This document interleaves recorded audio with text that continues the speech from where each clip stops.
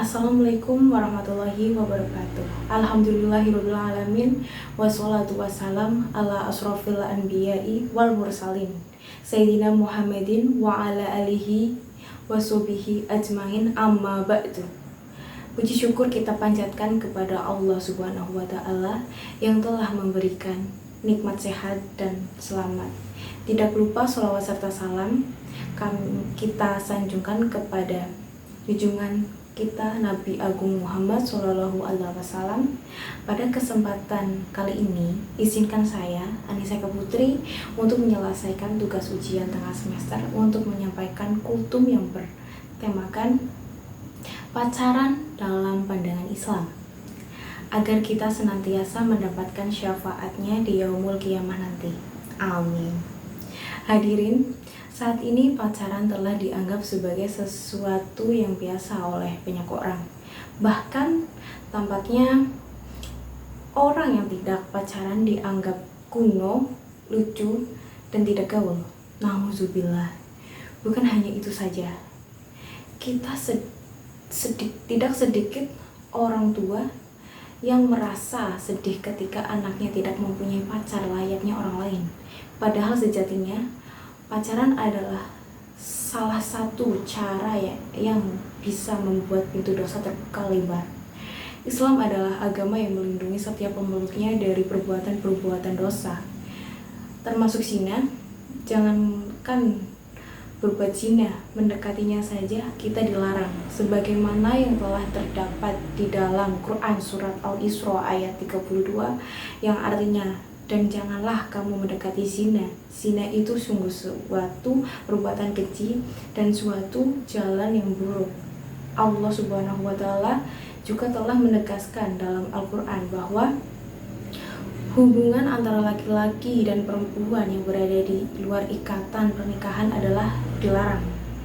Allah Subhanahu wa taala berfirman dalam surat An-Nur ayat 30 dan 31 yang artinya, katakanlah kepada orang laki-laki yang beriman, hendaklah mereka menahan pandangan dan memelihara kemaluannya. Yang demikian itu adalah lebih suci bagi mereka. Sesungguhnya Allah Maha mengetahui apa yang mereka perbuat.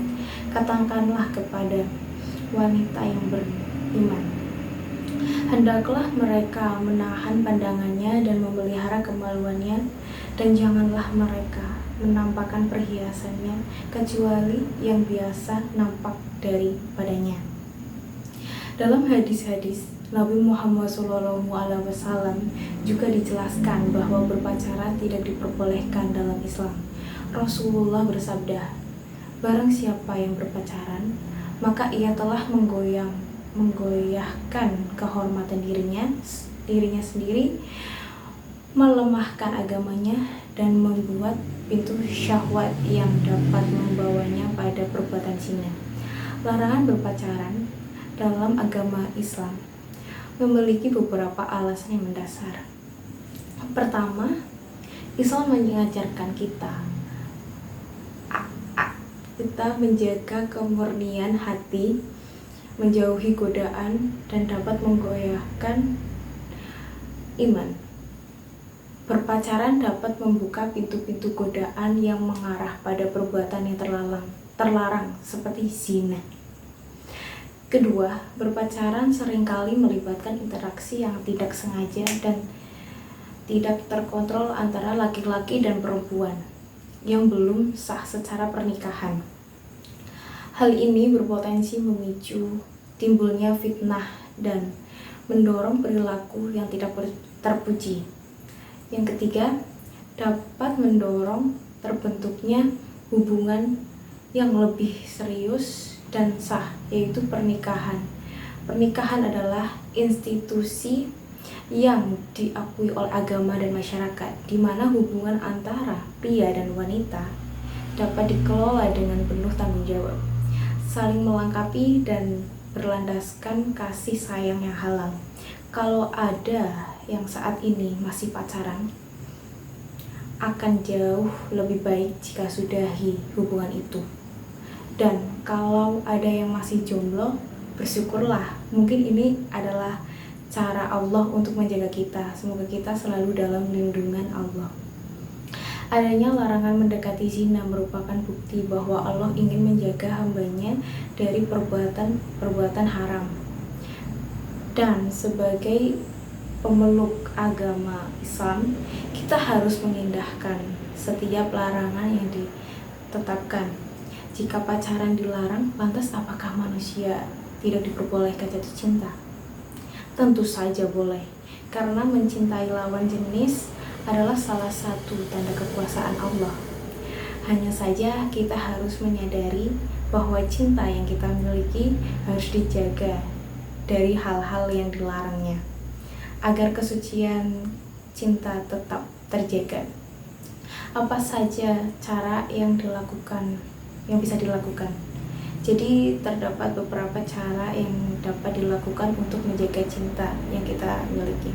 Yang pertama adalah mempunyai niat yang baik hanya karena Allah, yaitu mencintai seseorang dengan cinta yang sesungguhnya, bukan mencintai karena nafsu, baik itu nafsu dengan fisik seseorang ataupun dengan harta, karena bagaimanapun fisik akan berubah dan kaya tak selamanya.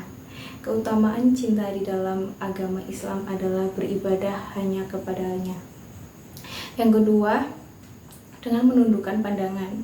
Ketika mencintai seseorang, maka cintailah orang tersebut sewajarnya saja, yakni tidak berlebihan, dan kita harus bisa menundukkan pandangan, baik itu terhadap orang yang kita cintai atau orang yang bukan mahram kita. Maka dari itu, berjuanglah dengan kesabaran untuk mendapatkan pasangan halal. Yang ketiga, memperbaiki diri. Adapun cara menjaga cinta yang ketiga adalah dengan selalu memperbaiki diri. Dengan memperbaiki diri kita, maka Allah akan datangkan jodoh terbaik.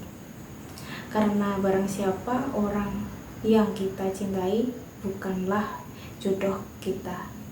Dan perlu diingat pula bahwa Allah akan menjodohkan orang baik dengan orang baik. Maka ketika kita memperbaiki diri kita, karenanya mungkin kita akan disatukan dengan orang yang juga terus memperbaiki diri.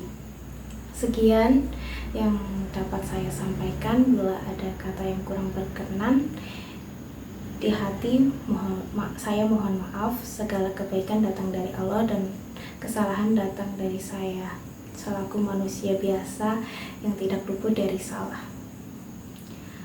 Wassalamualaikum warahmatullahi wabarakatuh.